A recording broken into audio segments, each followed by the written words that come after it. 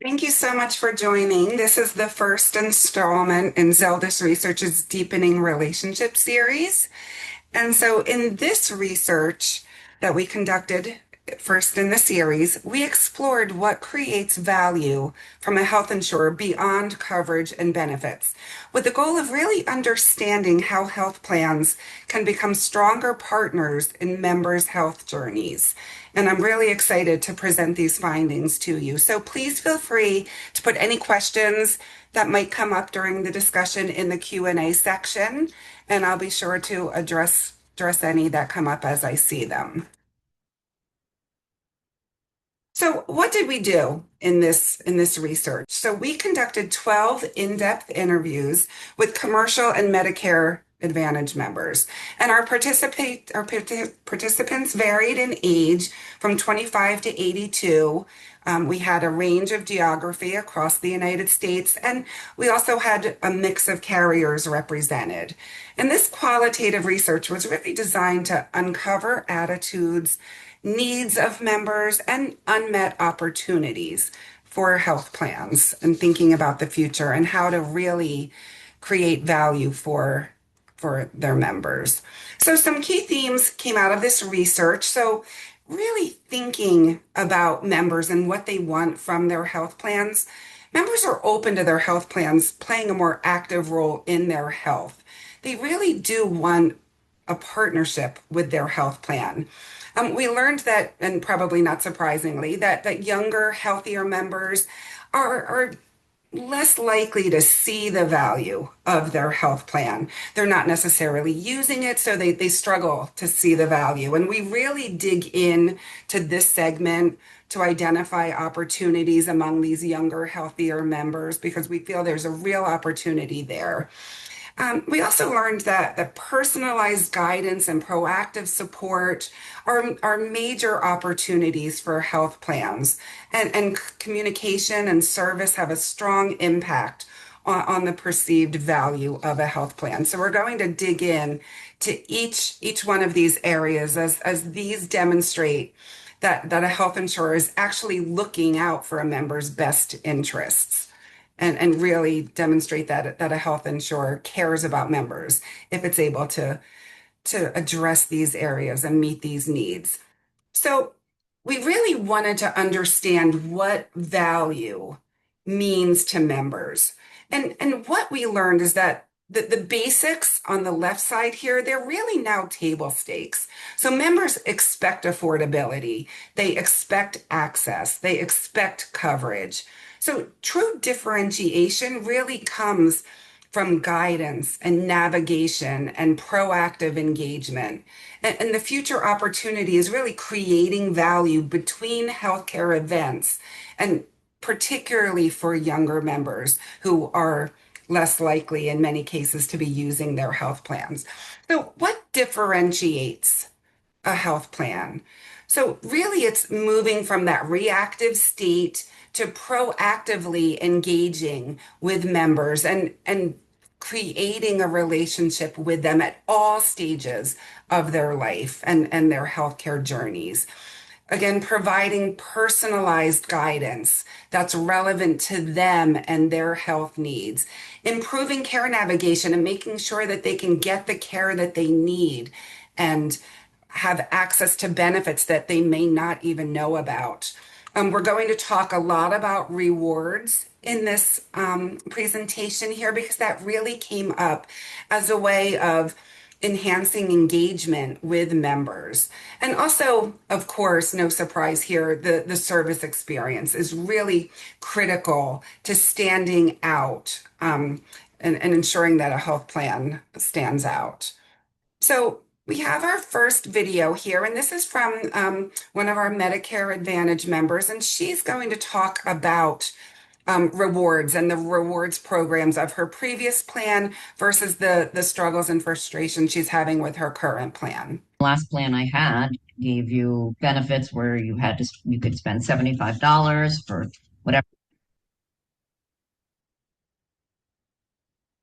a month and whatever on this one says you do, but I can't seem to find it. If you go to a doctor's visit, you get points if you go to here. And I've done all those and I don't seem to have any points. So it's a matter of having the time and energy to sit down and call them and find out why not. So here she knows she has the benefit, but she can't access. So really, the benefit isn't doing her any good, because she's struggling to use it. And so, as I mentioned, we really heard from our younger, healthier members that they really don't necessarily see the value of their health plan. They're not using it. The benefits don't necessarily mean anything to them. And they can become resentful of the cost that they're paying for something that they're not using. And so we have a quote here from Chris. I call him our young skeptic. Because, he starts off talking about how doesn't really have a good view of insurance. He doesn't see the value in it. It's such a large investment that he's not using.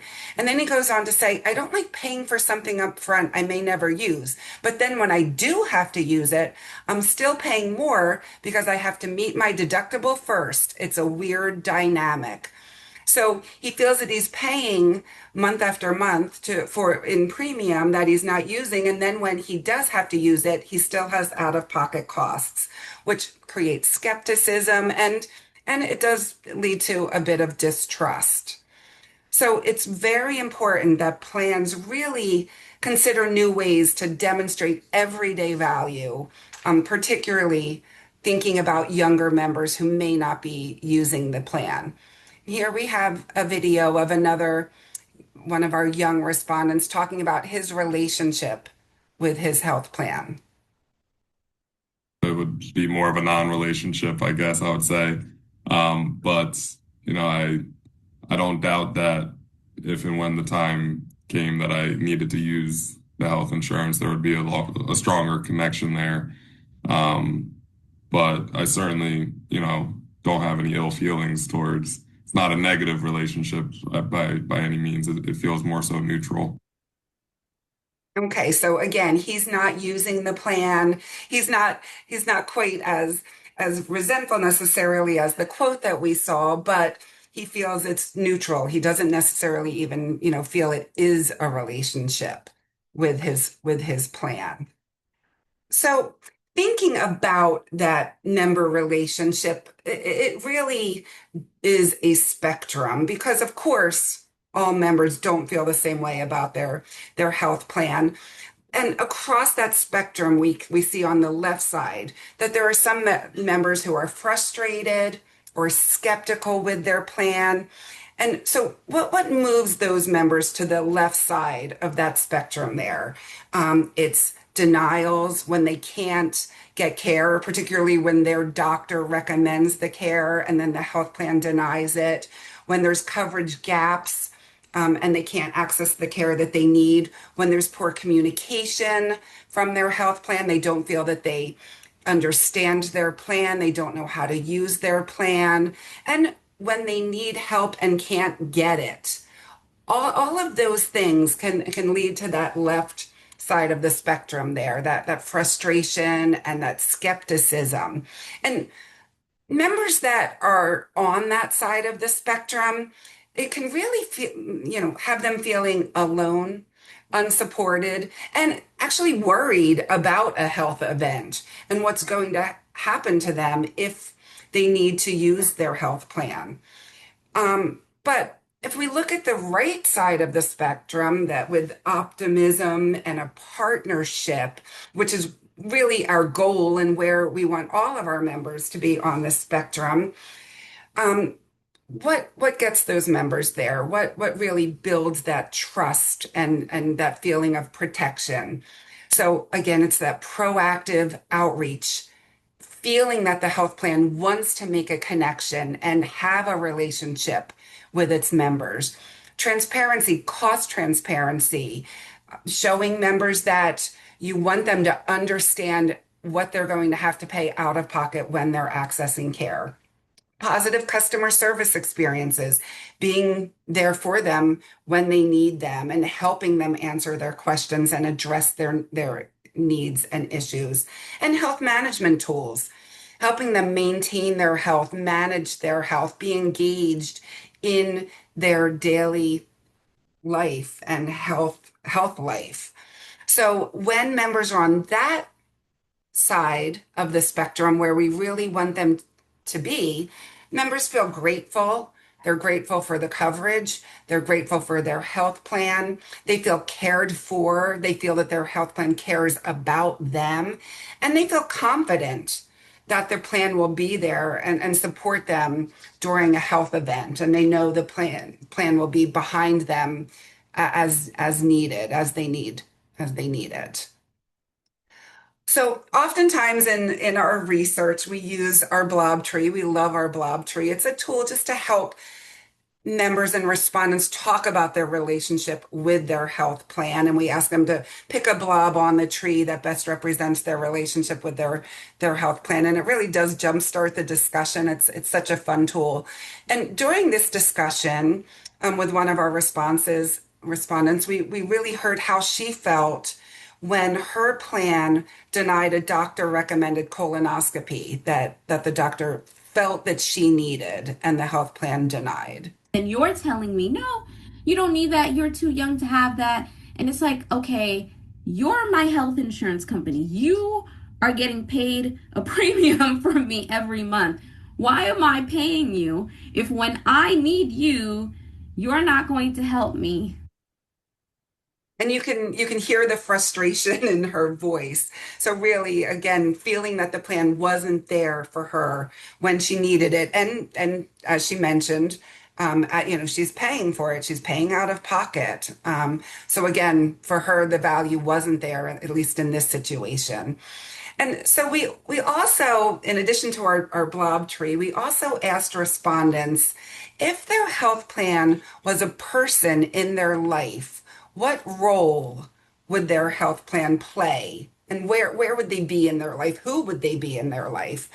And so we can see on the left side that many of the responses that we heard focused on a distant and transactional relationship. So they described the current role as a distant friend, an inconsistently present family member. Someone equated it to an uncle who is only there when he has a question that he needs to go directly to the uncle to answer, a business acquaintance, a passive health supporter. So again, really transactional and distant there. But what do they want? And who do they want their health plan to be? And so they want a trusted friend, a reliable teammate, a business partner, a health advocate.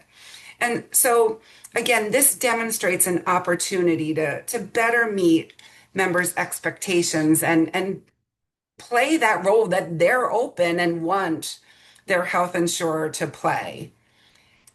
And so we're going to hear from this respondent here that really talks about who she feels her health plan is in terms of the role and who they are in her life. Maybe like that kind of maybe friend that is like there for you for the most part, but sometimes they tend to disappear or maybe ghost you here and there. Kind of maybe a little inconsistent. That's kind of how I would describe my relation. So she talks about ghosting and inconsistent. So a friend, she starts with a friend, but then it's not a friend who's necessarily there for her when she needs them. Maybe like that kind. All right, so let's talk about the current state and the desired state. So how do we get to that place, that role that members want their health insurer to play in their lives? So the current state, looking at the left here, we see processing claims. And of course, they want their claims processed. That's critically important to them, but take it another step to, take it even further than just processing their claims. When there are denials, help them understand why the claim is being denied, but even probably more importantly, provide solutions and alternatives so that they are getting the care that they feel they need. So if they can't get this, help them understand what, if anything, they can't get, what they can get. And if they can't get anything, really help them understand why. So to really build that trust and establish that trust. They feel they get general communications, they get EOBs that can be confusing to them. And really, they want personalized communications that speak to them and their health needs. They want clear EOBs that are presented in a way that helps them understand the information that's being presented to them. So they feel they're getting communications, but they may not be relevant or presented in a way that speaks to them. They have customer service that's available to them when needed. They do have that, but they really would like their health plan to reach out to them proactively and let them know that they're there for them, let them understand what benefits they have available to them, help them understand what benefits they're not utilizing that they could be. And they currently get reactive plan information, but what they'd like is information that ensures that they understand their plan and how to use it and the support that's available to them through their health plan. So it is very difficult, and we're going to talk about this more, but it's really difficult to get consumers' attention. And so really, we want to make sure that we reach out to them in a way that they see it and it's clearly presented to them in a way that they understand and demonstrates that the health plan is there for them. And perhaps some ways to even think about this, thinking about wanting members to understand how to use their plan. In our research, we hear, and even in personal experiences, I've heard time and again how people don't know how to use their health plan until they have a health event. And then they're trying to manage their health event and also figure out how to use their health plan and how what they have to pay, what their out-of-pocket costs are going to be. So it is really important to help educate members in how to use their plan before they have a health event. And perhaps that could be testimonials or one-on-one support, to just show the importance of understanding their plan.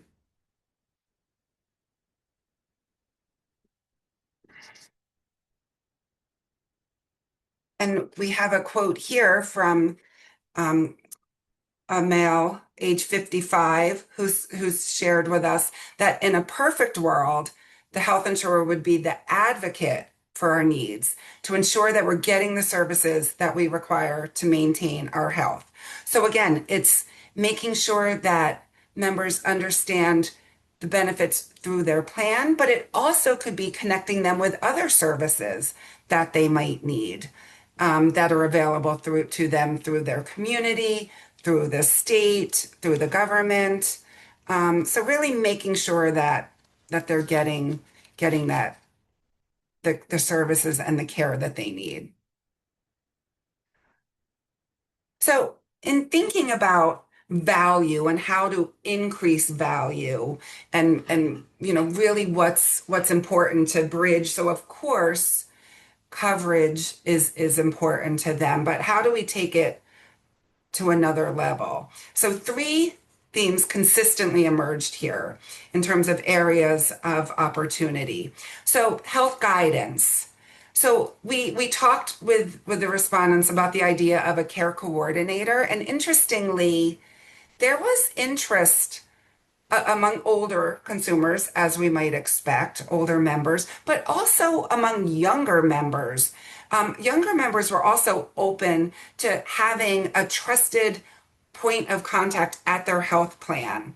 So we thought that was interesting. Wellness advice, educational advice, and educational content members were open to this. Financial value, of course, is important. So that cost transparency, but also the importance of those rewards and discounts and coupons.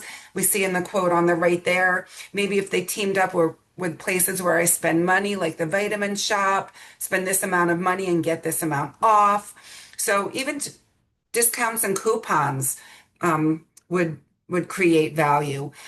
We heard of this quite often, and this does come up in other research of gym reimbursement. So helping members with the cost of going to the gym and accessing exercise classes. So there's certainly interest in that. And then proactive support. And what really rose to the top in terms of we talked about a number of different types of content and information that might be of interest to consumers. And what rose to the top was really preventive reminders, prescription reminders, and behavioral health support, and making sure that members know that behavioral health support is available to them. And again, the interest in these areas was really, it was opportunities among all age groups.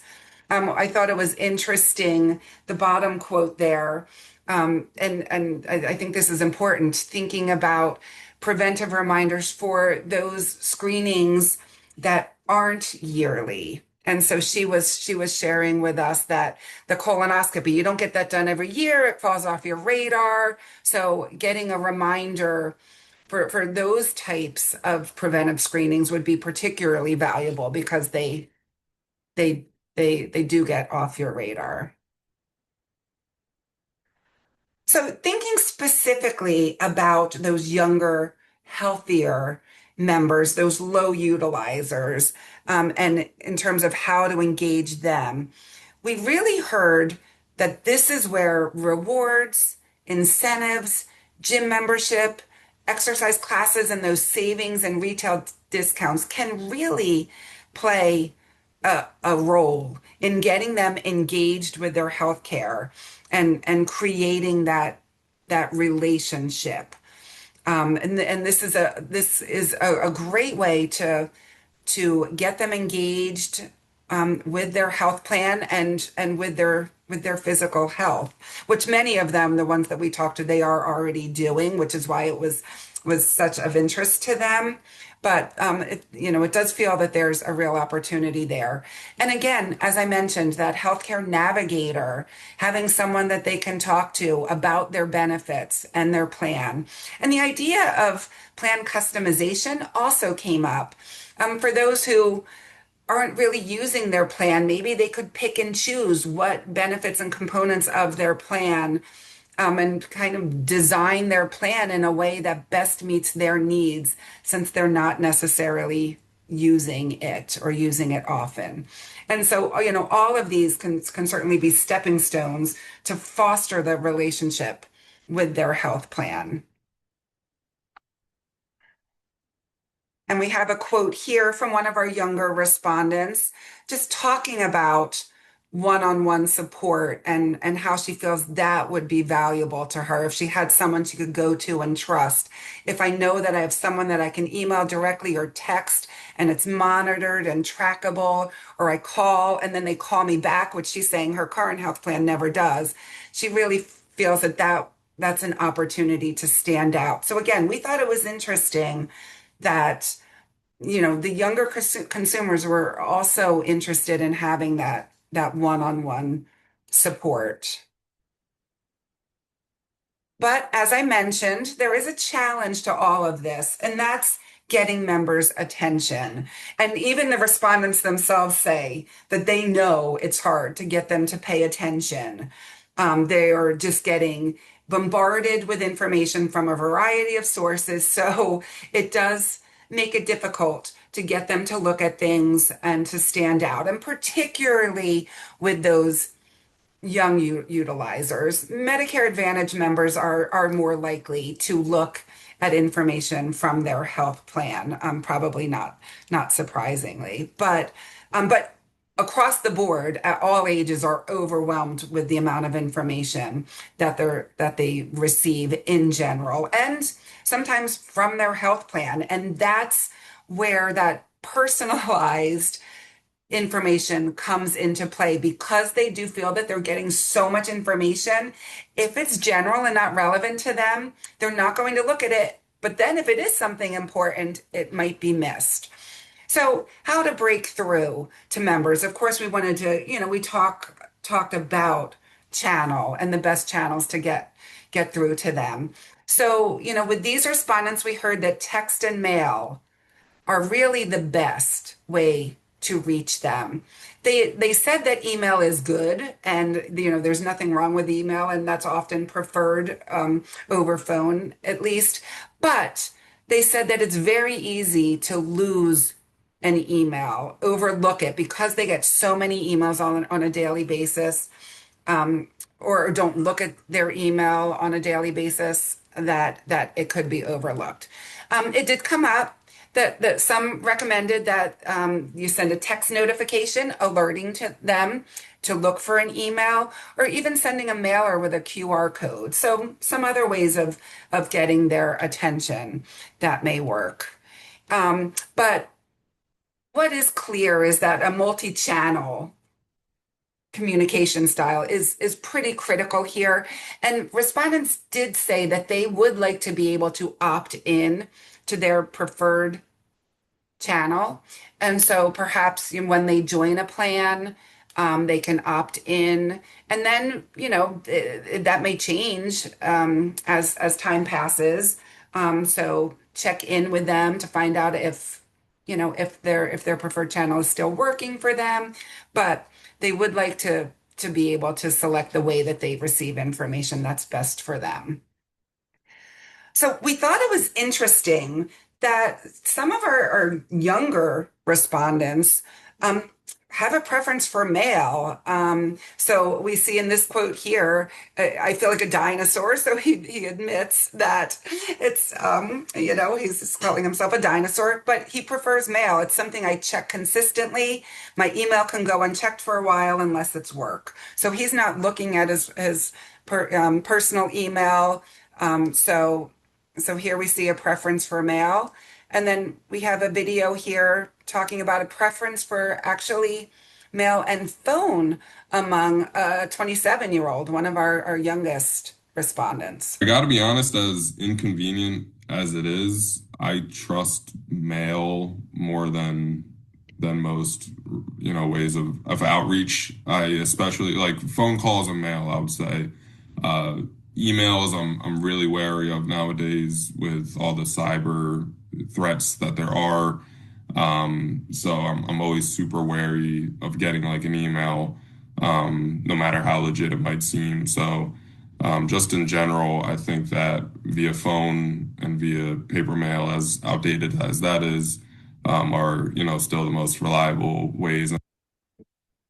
So we might make the assumption that younger folks prefer digital, but we thought it was really important to point out that that isn't necessarily the case, and we could hear why in that video there. So we also talked about engagement with their health plan's digital tools. And so we did hear that most members do use digital tools, particularly the portal, but really for only basic tasks. And the experiences were often unreliable. So ID card was the most common reason for using a digital tool, and that works well. There weren't issues with the digital tools, but we heard in this research, which we hear in most health plan research that we do, that the provider search, which is another common use of the digital tools, that provider search is unreliable and not trusted, and that distrust can have a halo effect to other areas. So, if they're using the provider search and it's outdated, they call, the doctor's office and the doctor, doesn't take the plan, that really leads to distrust, and it can lead to distrust in other areas. Those other self-service actions that we've seen there, they were used by fewer members. It was really the ID card and provider search, but we did want to show some other areas that are being used for self-serve. We heard here, and we also hear this often in health plan research, that the members are often unaware of a mobile app, that their health plan has a mobile app.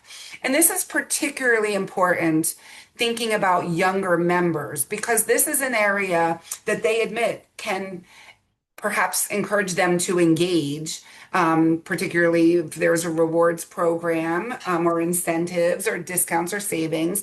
So there's an opportunity for a mobile app, but many aren't aware if their health plan has one.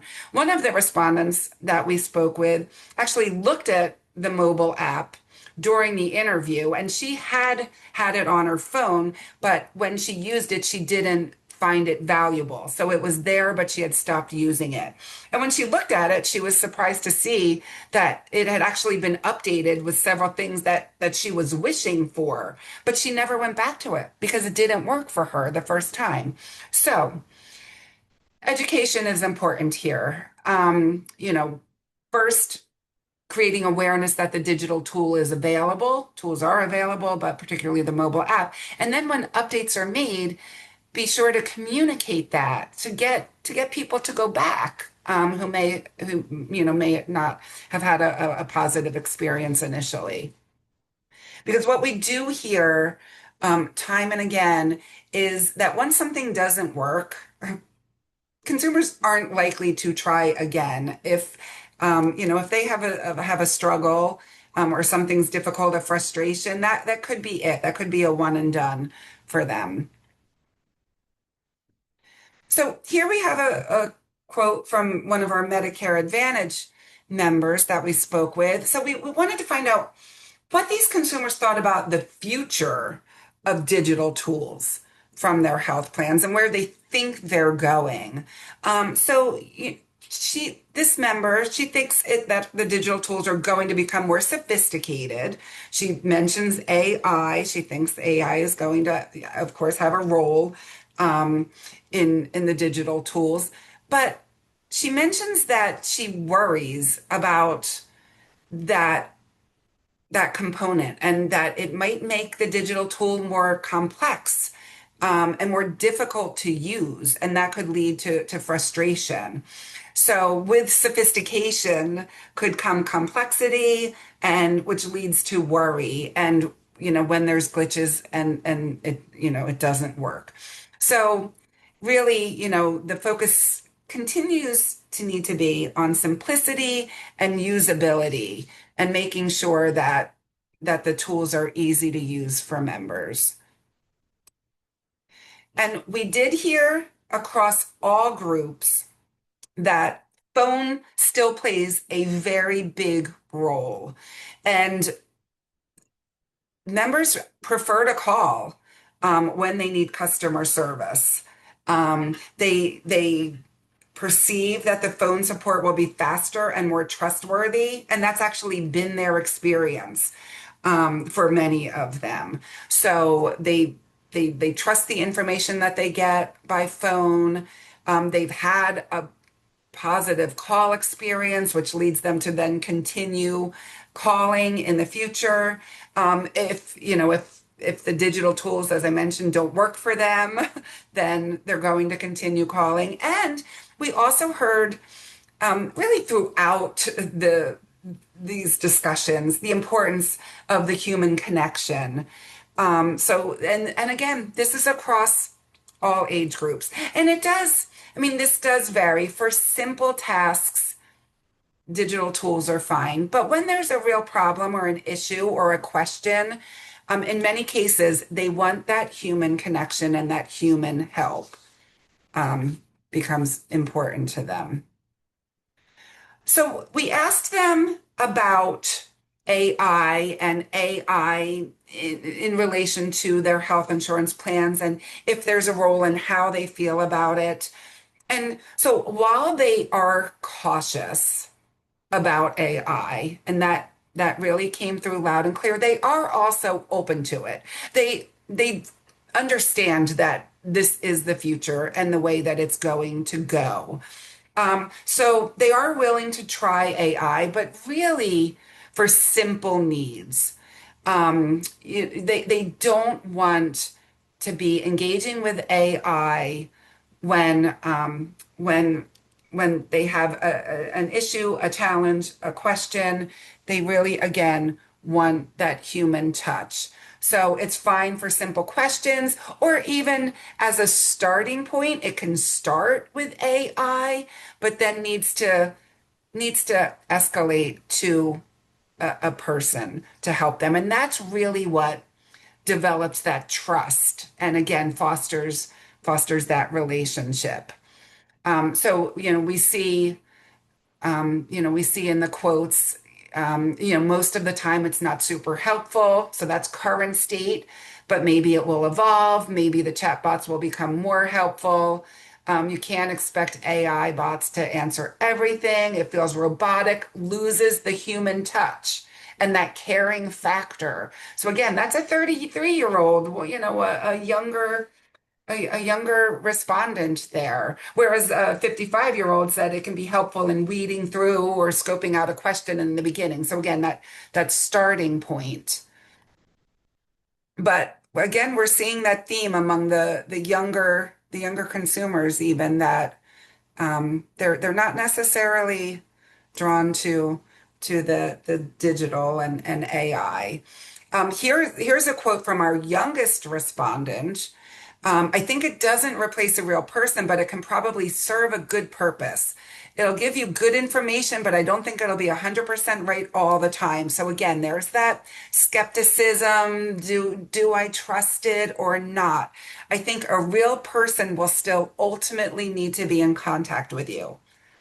So again, from our youngest respondent, sharing the importance of that human contact. So, what does this lead to in terms of customer service? It really leads to a preference for a hybrid approach, and that could be the best service model. And ideally, members can move from one to another. So, thinking about great phone service, what does that mean? That means live reps, few transfers, empathy and compassion, which is what they expect. That's the expectation when they're speaking with someone, that they're going to be empathetic and compassionate, which they don't think they can get from AI, but they do expect that from customer service. They expect a follow-up, and also they don't want a language barrier. So the idea is that when they're using the phone and having a phone engagement, there would be the potential to then transfer to a digital engagement. And what does that mean? We heard that it could be then going to an email after talking to a rep, then as a follow-up, it could become email. Or we also heard from a few, I mean, this wasn't common, but a few did mention that potentially transferring to a Zoom for customer service. So almost like a telehealth, but with a customer service representative. And that has come up in other research that we've done. This desire to really see and create that engagement where you're seeing the person that you're talking to work out very serious issues. On the digital side, what's the expectation? They want intuitive navigation, demos, and tutorials to help them understand how to use the tools, invitations to use, so knowing awareness that they're available, chat, again, for simple needs, and alternative options for help. And that's where that transfer comes in. So on the digital tools, members expect to easily find a phone number, easily be able to connect with a live human when they need to. So that's that expectation. But really across all of the service models, all areas, they expect accurate, fast, easy, and accessible service. And so we're going to see sort of a quote here that kind of sums this all up. So if the chat's working or is not working, or if it's taking too long, it's lagging, there should be an option to talk to somebody on the phone, move to a Zoom call, or even move to email. And so she was saying that, she'd really like to see that option to switch between models. So now that we've stepped through the findings, what does this mean for health insurers? Where are the opportunities and where do we go from here? So, as I mentioned, members no longer define value solely by coverage. They define it by how well their health plan helps them navigate, helps them manage, helps them improve their health. So it's really becoming a health advocate for them, someone that is there for them when they need them, who's looking out for them, looking out for their best interests, and not just paying their claims. So developing a relationship early on, if possible, before a health event occurs, to make sure that members are equipped to use their health insurance. So to ensure that they know what their costs will be so they don't have surprise bills, is very important. So proactively engaging with them and again, just to create that relationship with them. Simplify navigation and decision making for them. So help them access healthcare, help them get the care that they need, and make sure that care coordination is taking place. All of those areas will help them feel that the health insurer wants them to get the care that they need, doesn't want to be a barrier, but wants to be a support to getting care. And we do hear this. Some people do believe that their health insurance company doesn't want them to get care that they need. So really and that's certainly not everyone, but we have heard that. So it's ensuring that members understand that the health plan does care and wants them to have access to the care they need. Again, as we talked about, delivering that personalized support, which really tells them that they're more than a number, that the health plan knows them, knows their needs, and is there for them. As we just talked about, that seamless human and digital experience, making sure that they can get the service support the way that they want to access it. And, when they want to go between digital and phone, that they can easily do that. And then, as we talked about, really thinking about those rewards and savings, which, as I've said, are important to all consumers of all ages, but really thinking about the opportunity to use those to really create a relationship with those younger, healthier members who might not be seeing the value of their health plan and feel that they're spending money needlessly. So we're going to close with a quote from our skeptic, Chris, who was not happy with health insurance in general, doesn't see the value. He's the one who, was commenting that he pays the premium and then he still has to pay out of pocket. And so he said, knowing that a health plan offered more stuff that would cater to me personally, and I know that it's hard to cater to everybody, but if they did offer some of the stuff we discussed that I think would be beneficial to me, I would definitely consider the relationship more strongly than I do now.